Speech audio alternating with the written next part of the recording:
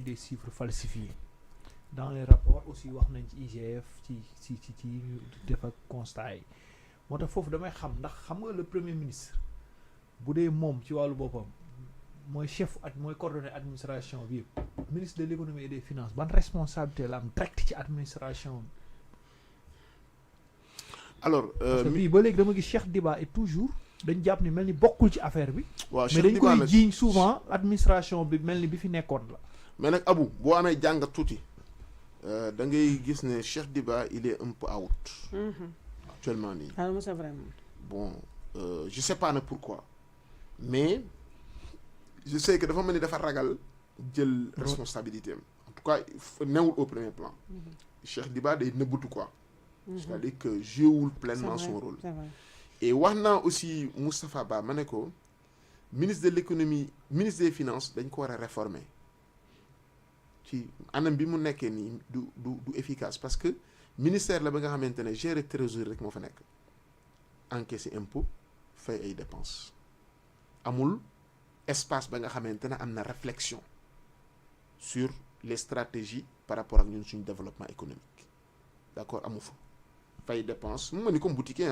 encaissé jënd mu wecci la point te loolu pour man loolu benn département bu ndaw mën na ko ci biir ministère bi mais toute la partie stratégique amu ci loolu nag réforme la laaj en profondeur ubbi aussi ministère bi yeneen acteurs mën fa ñëw d'accord dont des sociologues dañ fa war a nekk ay environnementalistes dañ fa war a nekk des universitaires dañ fa war a nekk même des médecins pour faire de la prospective par rapport ak fait yi nga xamante ne mën na ñëw bloqué économie santé comme Covid bi ñu bettee woon nga war a def mais c'est des ministères yi nga xamante ne souvent ñi fa nekk ay hauts fonctionnaires pour ñoom ministère bi ñoo ko moom ci pour bëgg nga comprendre quoi c'est-à-dire c'est des gens qui sont très jaloux ci seen prérogative ba bu ñu fa nommé kenn ka nga xamante ne sax bokkul ci corps bi Moustapha Ba amoon na loolu xam nga Moustapha Ba c'était pas un inspecteur des impôts ni du trésor ni des finances d'accord mu ENEA la génnee mais loolu rek je sais que xawoon na peut-être créer ay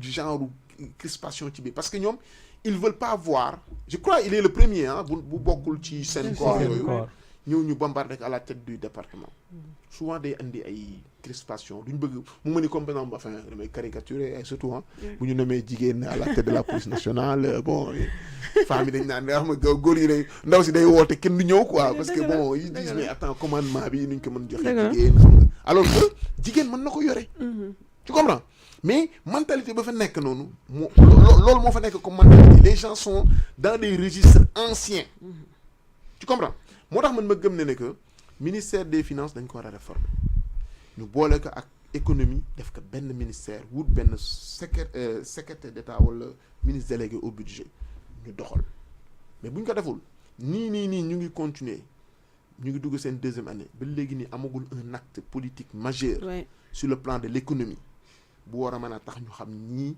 lii mooy seen orientation mbay maa ngi nii mbay mi xam nga dara gënu ko économique tey jii ani campagne agricole bi lan lañ ciy def bi passé est-ce que yow am nga chiffre yi ba léegi nii xamaguñ ci dara te heure bii war nañu amorcer déjà campagne bi di ñëw mais ba tey jii nii xamuñu ci campagne agricole bi passé lan la économie bi def comme résultat ak lan mooy problème yi yan équivoque la ñu war a relever et cetera xamuñu ci dara ñu ngi def ostracisme dëbb yëpp parce que quand même ñii ñu dofuñu campagne bi doxul de non doxul nag les chiffres bu ñu ko publier woon tey jii sénégalais yu bari nañu waaru ndax li ñu am ci ay tonu gerte barewul d'accord loolu nag c'est dû également peut-être que à leur décharge mën nañ leen yëwanalee loolu que dañu ñëw moment ba nga xamante ne train baa ngi doon daw mais bii nii nag waratuñu am excuse ndax 2025 bi seen nawet la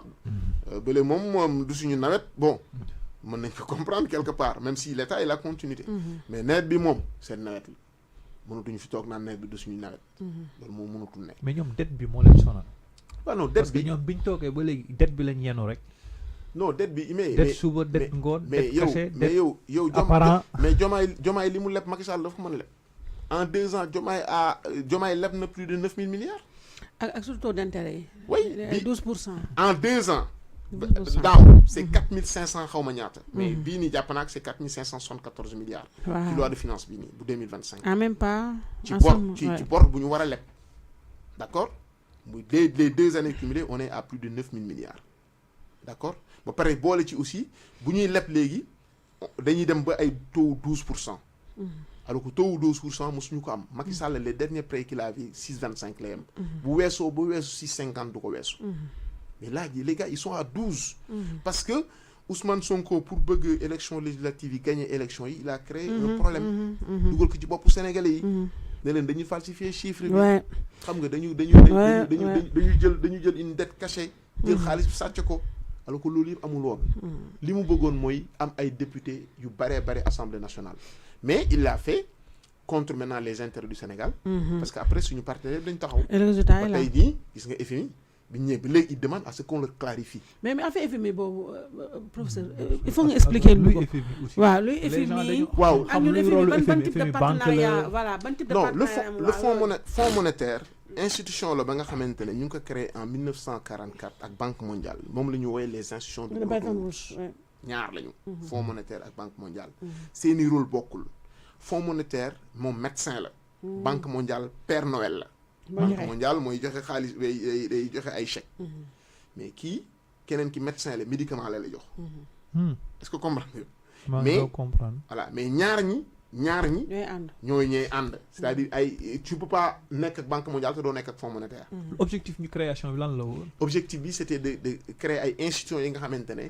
dañuy permettre à ce que économie internationale fonctionne. pour que guerre bañ a ci am. d'accord parce que après deuxième guerre mondiale lañ leen créé. et à l'époque on ne voulait plus de la guerre.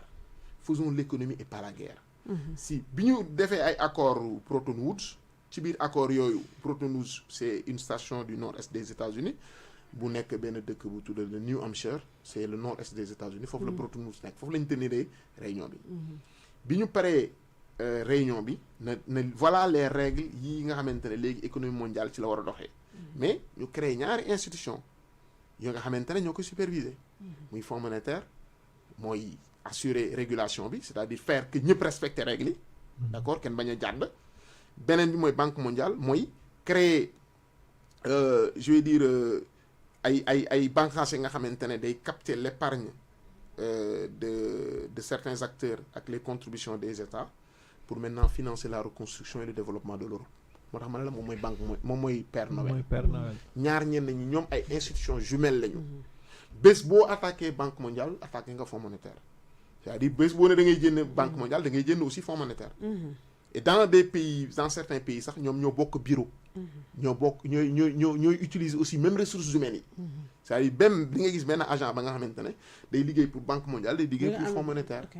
loolu noonu la demee maintenant le Fonds monétaire a toujours été dirigé par un Européen parce que foofu dañu def partage des responsabilités.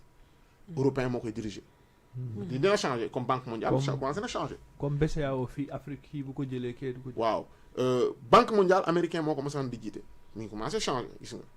D'accord, mais de 44 ba quasiment il y a 2-3 ans la Banque mondiale est toujours présidée par un Américain. Le Fonds monétaire est toujours dirigé par un Européen. Partage de responsabilité boobu la. Et en quelque sorte la lame de fonds monétaire dañ ko def pour mu gën a asseoir la domination de l'Occident. loolu moo tax discours Ousmane Sonko yi ne bu ñu falee dañuy rebeller wu contre fonds monétaire ak yooyu. parce que da ne woon fonds monétaire du développer dëkk. voilà mais wax na dëgg sax wax na dëgg. loolu ànd naa ci. j'ai vu aussi Ghana. l'histoire de parce que dama déggoon. si débat boobu ba mu amee yow dama la seetaan beneen.